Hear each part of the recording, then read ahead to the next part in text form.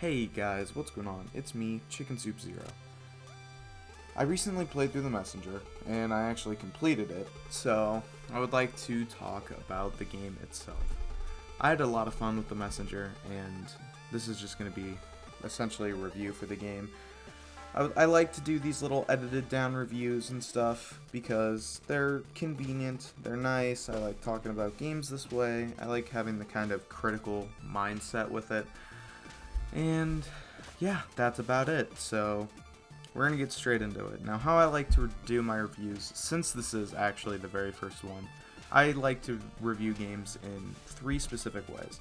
I like to look at the sound design and music design of the game, the gameplay of the game, and the story of the game. I think all three of these are completely necessary for a game to have, and that if a game doesn't have one of these three things that are done well, I think it kind of tampers with the entire experience of the game. Alright, so the very first thing we're going to get into is the sound design. The sound design in the Messenger is some of the best I've seen in a little while. It's nothing absolutely spectacular, but it certainly is fitting for the world that it takes place in, and I really love the soundtrack for this game.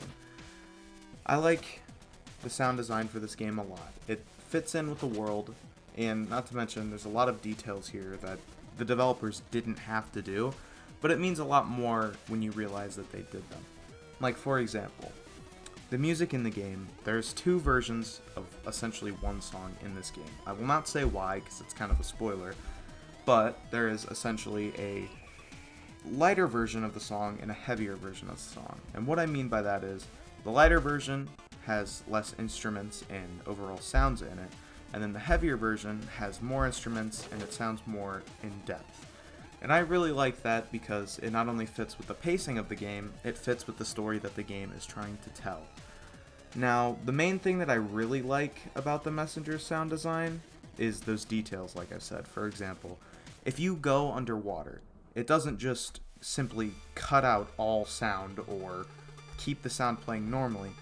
It plays the music as if you're actually underwater listening to it. You can hear certain bubbles, like oxygen, or you can hear there's a little fan in the game that moves underwater and pushes you along. That's a very good quality of the game that I really like, is that there's a lot of attention to detail here. There's a lot of foreshadowing and a lot of... It's set up in a way that you can make your own conclusion about things, but still have fun exploring everything that you want. All in all, the soundtrack for this game is amazing. Songs like Upstart, Lockdown, Civilization in the Sky, songs like this make the Messenger feel like less of just a 2D pixel experience. It makes it feel a lot more enveloped around the story, and the music fits the game entirely. I absolutely love the music, I absolutely love the sound design, and all in all, I think it fits the game very, very well. Next, we're going to talk about the story in the Messenger. The Messenger starts up with the main character staring off on a pier, thinking about his life and everything that's in it. Every day is essentially just training, learn a new legend, and look for the Western hero. The Western hero is supposed to be some sort of mythical figure who will save everyone in the village from the Demon King. Personally, the Messenger doesn't believe it to be true, and in so, rebels. The Messenger wants to leave his home village. He doesn't want to stay there, he wants to travel the world, and he wants to see new sights. He's tired of looking at the same houses and brick structures every single day. And then, out of nowhere, while he's learning a lesson, the Demon King shows up. The Demon King wipes out everybody in the village except for the Messenger, and the Messenger goes to confront him alone. Suddenly, out of nowhere, an eagle roars, and the Western hero arrives on Birdback. The Western hero arrives and tells the Messenger that he was too late, and that the Messenger needs to travel all the way up this mountain and deliver the scroll to 3 wizards. The story for the game fits it very well, and it concludes rather nicely. There's a twist in the middle that I didn't see coming. I mean, I'm sure it was there right in front of my face the whole time, but I didn't really realize it. It was a good twist, and it made the game feel a lot more authentic in its world, and it made the game just overall better. The story is nothing special. It's no masterpiece of storytelling. It's a rather simple story, but it is effective for the game that they're trying to play. I really like the Messenger's story. It's nothing too crazy. I mean, it's kind of a middle of the road. It's good storytelling, but there's not much story to be told. Most of the game is just gameplay. It doesn't try to follow a story. It's not like GTA where every single mission has a little part in the story somehow. Except for the dumbass tow truck mission, but that's different.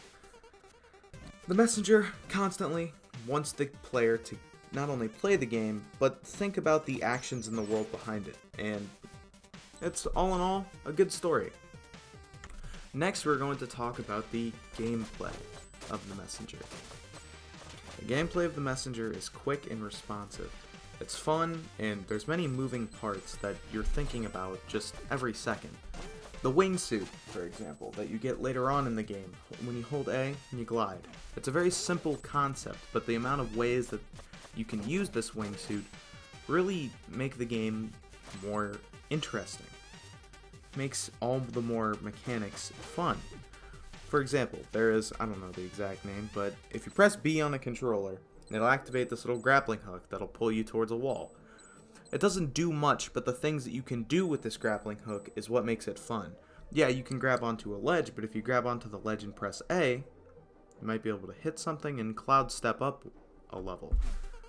It's not about the amount of mechanics the game introduces to you. Some of these have really just no use. For example, I think they're called the water boots. I don't know the names.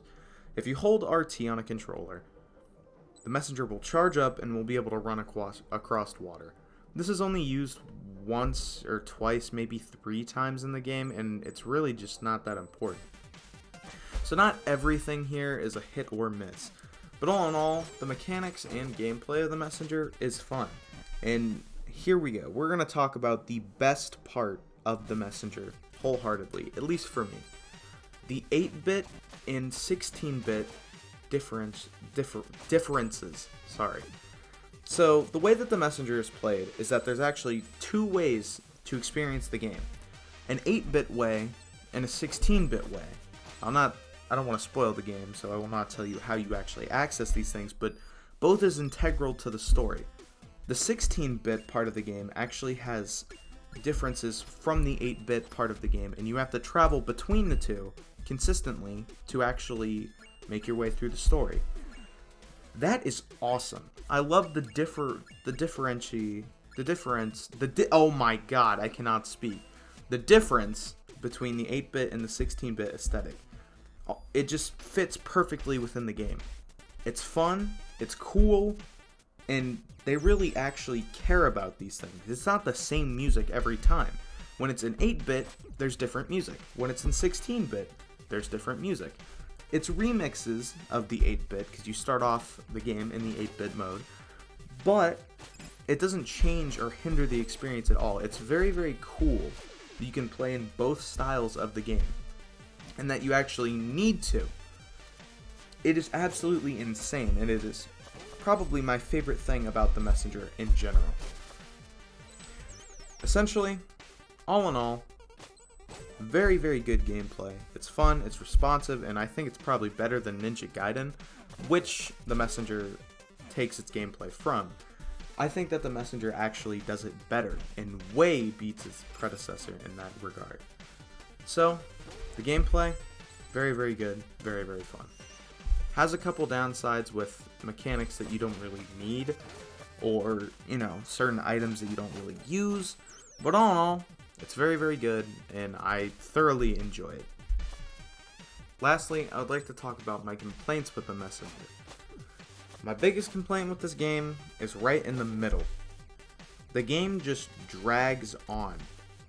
I feel like the Messenger lasts a little too long for the story that the game is trying to propose. I think the game lasts too long, and it doesn't really tell you explicitly where to go, but there is an order that you have to follow.